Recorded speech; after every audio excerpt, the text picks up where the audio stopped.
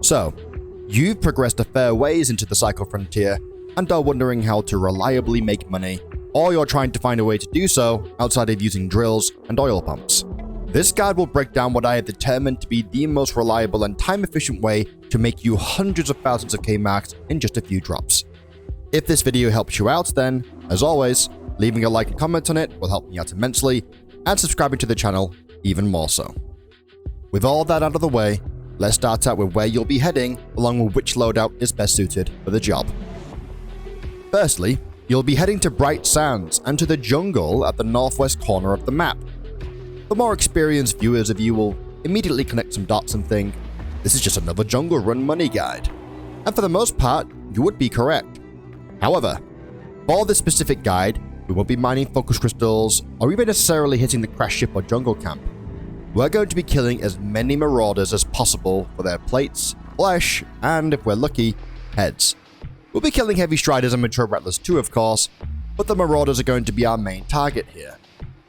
This is because of the changes to them that came with Season 2, which made them trickier to deal with. However, we now deal far more critical damage to them in comparison to Season 1, which means that, if we know what we're doing, we can kill them even faster than before.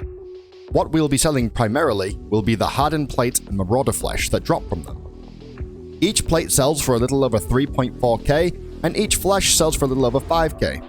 So, if you were to get out 2 stacks of plates along with 5 flesh, you would already be well on your way to making just shy of 100k from those things alone. Alongside these items, you'll also be making money from the heavy strider flesh and mature rattler eyes that you may pick up too, which also go for 5k a piece and even way less than the marauder flesh. And that's not including the heads that might drop.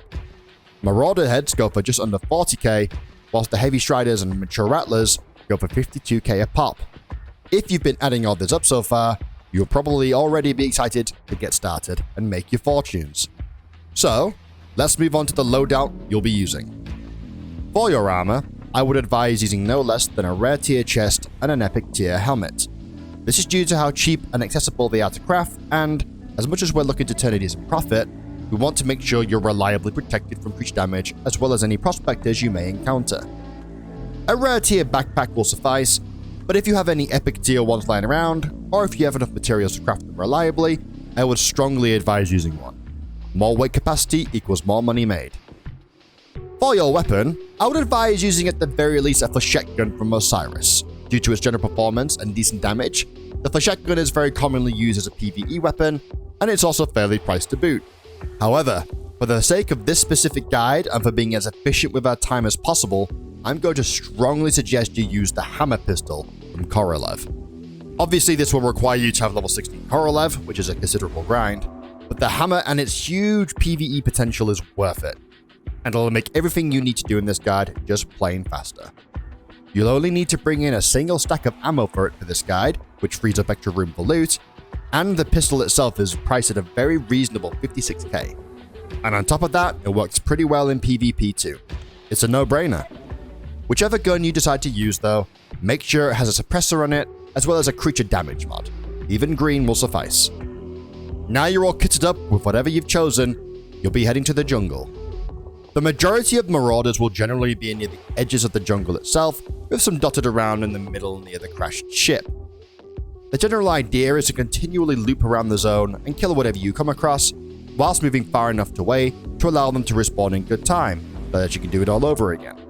Depending on your general luck and speed, you can fill your bag up within 20 to 30 minutes of continual creature farming. Bear in mind this could take either shorter or longer depending on your choice of gun and the size of backpack you bring in. Just as a side tip as well, since you'll only be bringing in the one gun, that means you'll have a weapon slot free. This means that, if you decide to take the risk for yourself, you could check either the weapons crate in the crashed ship or the armory room in the jungle camp to get yourself out a potential gun to either sell or keep that doesn't affect the weight of your backpack capacity. I frequently pull blue to exotic guns from either crate, so good luck with that. Hopefully this guide helps you out, and I'll see you in the next video. I will be getting more gameplay focused videos out again very soon, so keep an eye out for those. Take care, stay safe, happy money making, and peace.